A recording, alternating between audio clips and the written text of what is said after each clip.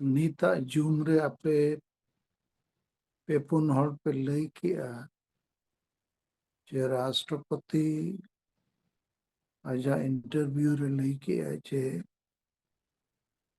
ऑलचिकी भाषा आंगोचेना तो सारे लई किया जे अटल बिहारी वाजपेयी नोदय हुई चुकिया अदो नोकिंदो आपे होपे मेन किया भूल गया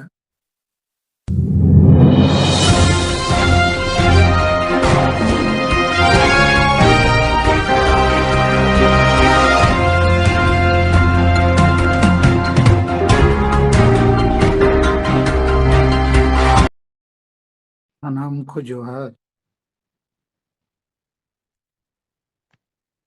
नीता जूम रे आपे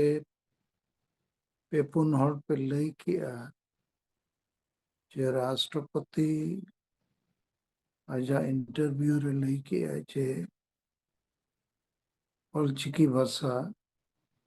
आंगोचेना तो सारे लई किया जे अटल बिहारी वाजपेयी नोदय हुई चुकिया अदो नोकिंदो आपे होपे मेन किया भूल गया अदो नोकान विषय को तो वीडियो रे आपे रखाब दरकार हुडिंग हुडिंग वीडियो बनाव कते एसर कथा संताली भाषा विजय का टर्निंग पॉइंट नोआ हिंदी ते और बांग्ला ते छापा कना नोआ होता वो वैसे ही पढ़ाओ पे और बड़ाई जोंग रे कथा तो 8 शेड्यूल रे दो लिपि दो बायंगो चोआ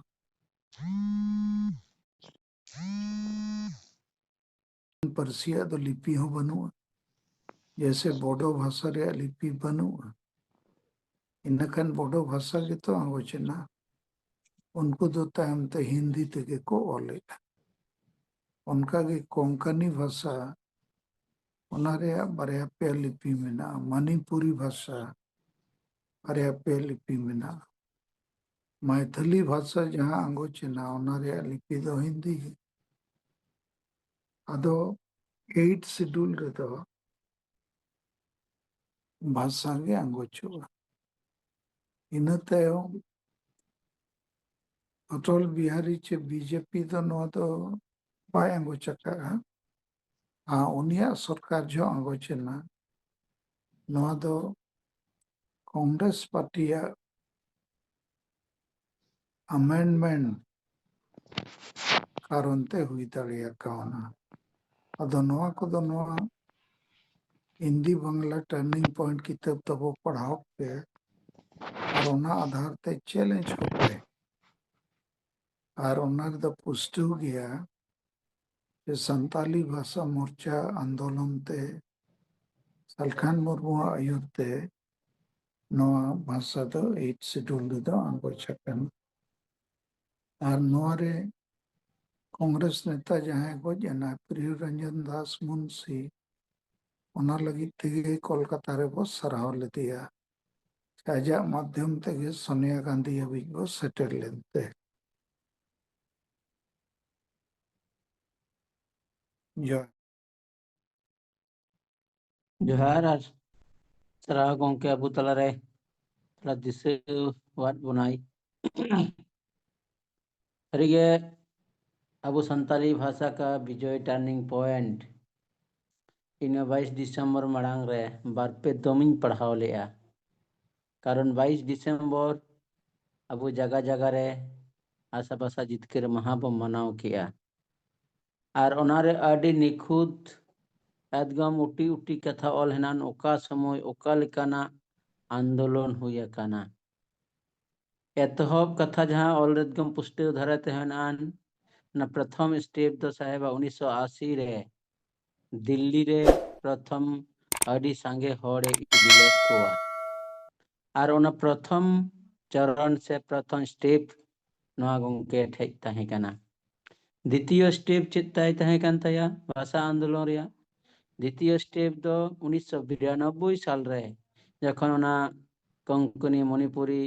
भाषा को सेलेद एना उन जो सीपीएम रेन जहां नित बस उन जो रे बसुदेव आचार्य मेने तना इन सेलेद अचो केदा झारखंड रे हां शिबू सोरेन मेनखान उन समय नुकिन बनार एमपी अवस्था किन ताहे काना मेनखान टोटली गे संताली रिया आवाज तो बाकिन रोड का ताहेना आदो ओना उन जो अबुरन गोंके बंगाल रे पश्चिम बंगला रे झाड़ग्राम जिला रे संताली भाषा मोर्चा बनाव काते आंदोलन द्वितीय धाप रे कमी किया और ओना स्पष्ट ऑल मिनान भारत रेन जहां तीन आदिवासी एमएलए और एमपी को मिना को जो चिठियात को तहन मेनखान ओना चिठी रे हिजुमा दूरेर को था उन्हें गान आंदोलन करे ओकार हो बाको गोड़ो लेना और ओंडे संताली भाषा मोर्चा बनाव काते पूरे स्टेप बाय स्टेप जोत एकदम पाई टू पाई का करे चिट प्रोग्राम ओकार ले मीटिंग रे ओकार रे दो लटू समावेश हुई लेना और ओकार दो पूरे कमिटी बनाव काते चेट स्टेप बो हतावा नया रूपरेखा बो बनावा एकदम नवा को कथा ठाम ठाम ओनारे ऑल मिना अकादा और ओना आंदोलन रिया जोतो कथा रे साब रकाब अकादा और तेसा स्टेप दो लई के आय गंके ओनारे हिना गया तेसार स्टेप दो हुई कना 1998 रे जखन संसद बनाविना और संसद बनाव की बाद गे पूरे शपथ मिटे अंतर जीवरी शपथ आतंकिया जे इन निये संसद कालीन गे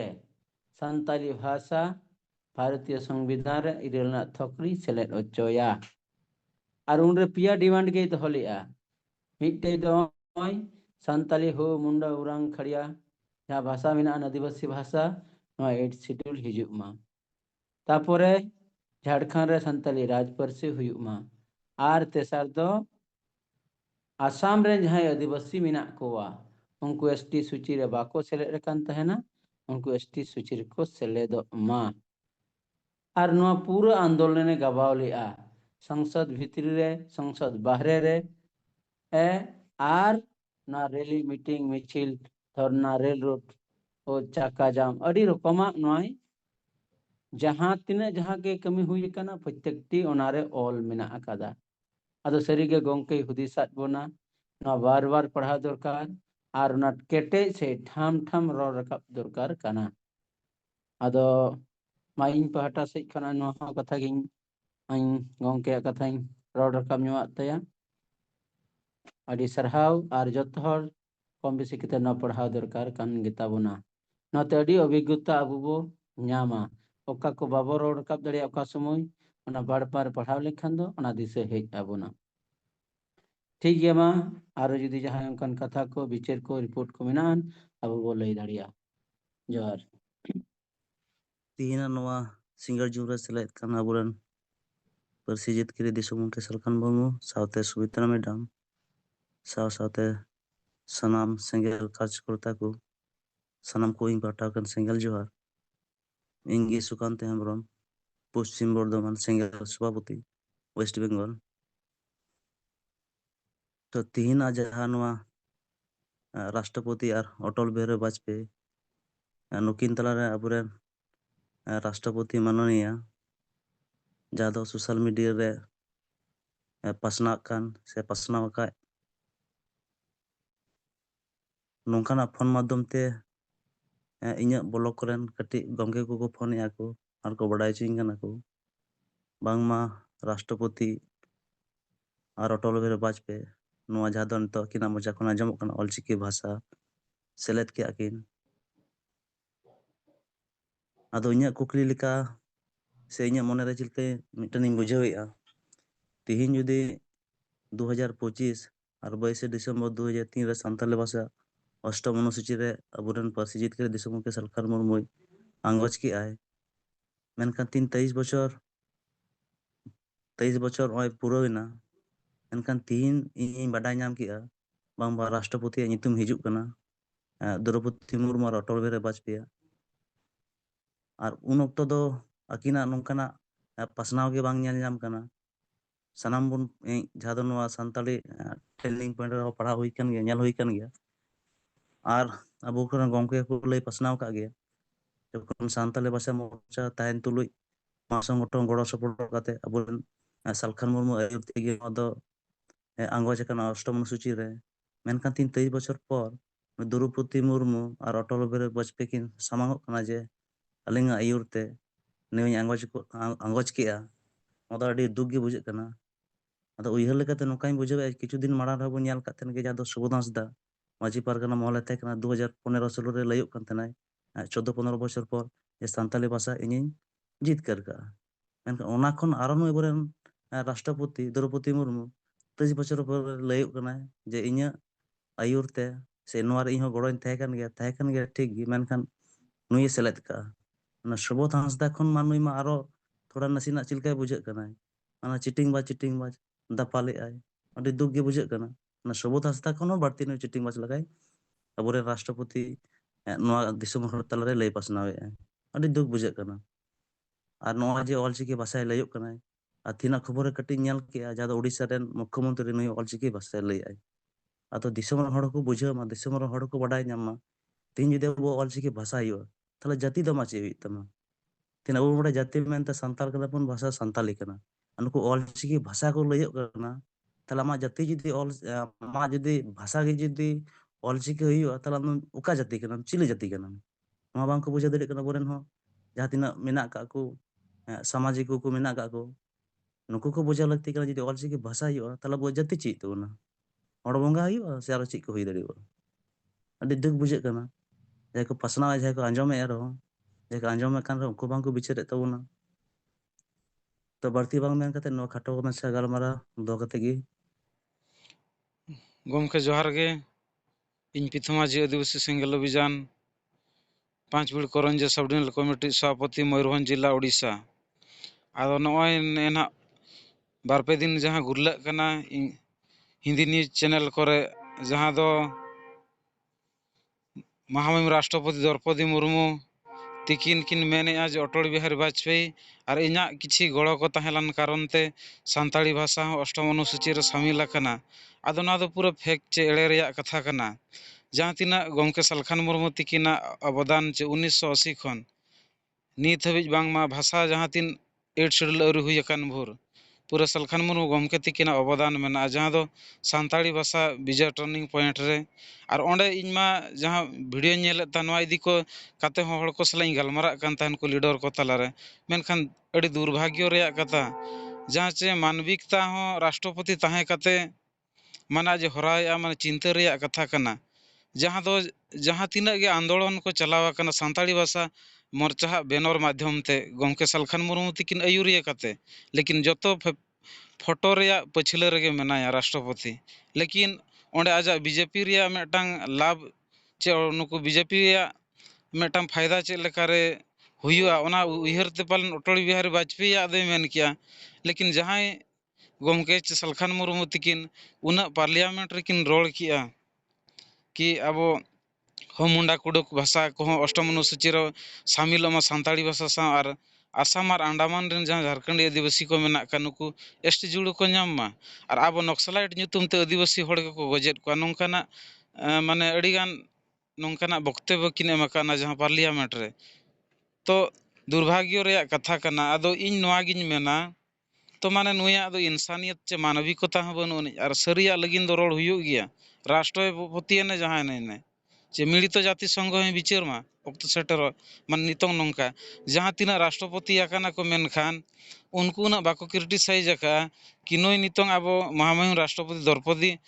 मैडम तिकिन माने ताहन तुले जे गomke सालखान मुर्मू हो मेनाया और नुकिना नेतृत्व तके पूरा 5 राज्य रे सरना सॉरी परसी सागाड़ आसेना का ओनारे पूरा पेपर कटिंग को मेना और झारखंड रे जहां लेका रघुवर दास मुख्यमंत्री ताहेलान ऑक्तो रे हो सीएनटी रे जहां ओथासा कानून ओनारे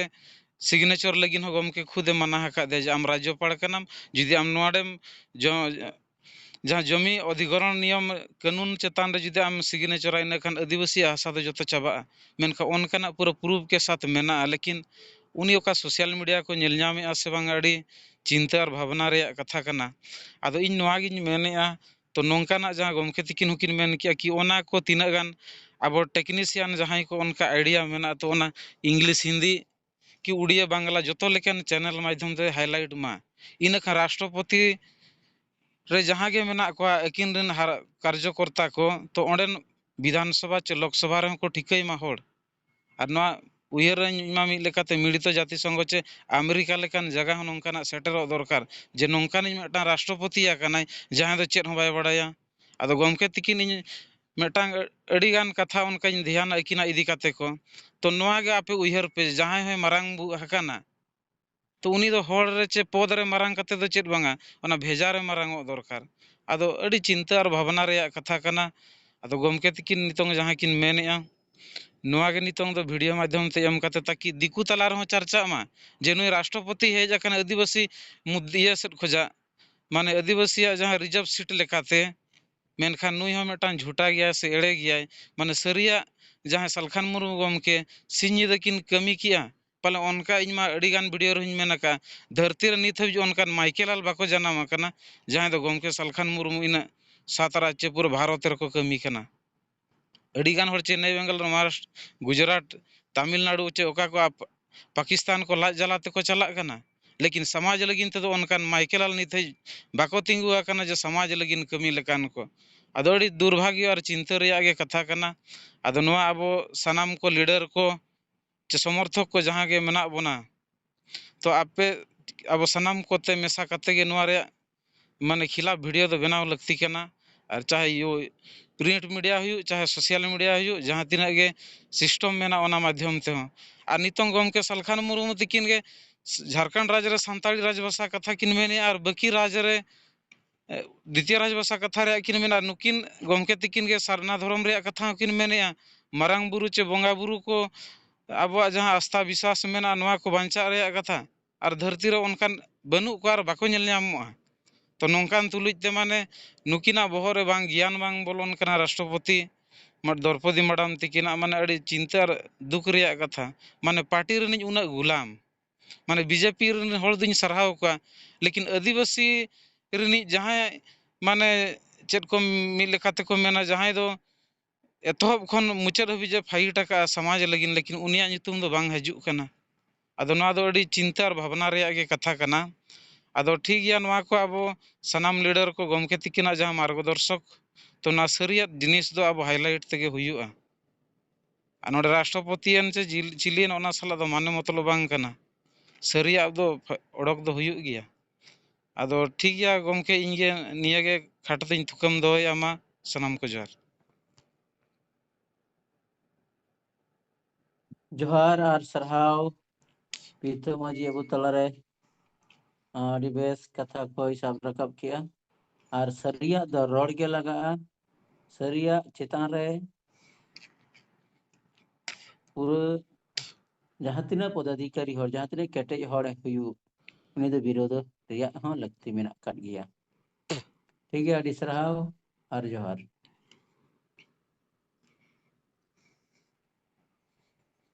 1% रिया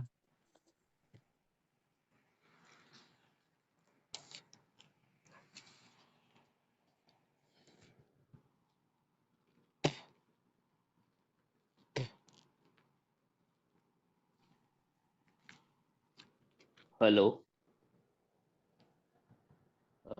जो को जोहार अलिन दोराते बोन मेन के अडिगान कथा गपा महा द्रौपदी मुर्मू हिजुक कान गया आदो अब पूरे गपा छड़ीते मियांग से तो पूरा अब वन एहमा नुया विरोध रे मेन लगते चेदा से द्रौपदी मुर्मू दो नुई मिटा बीजेपी नी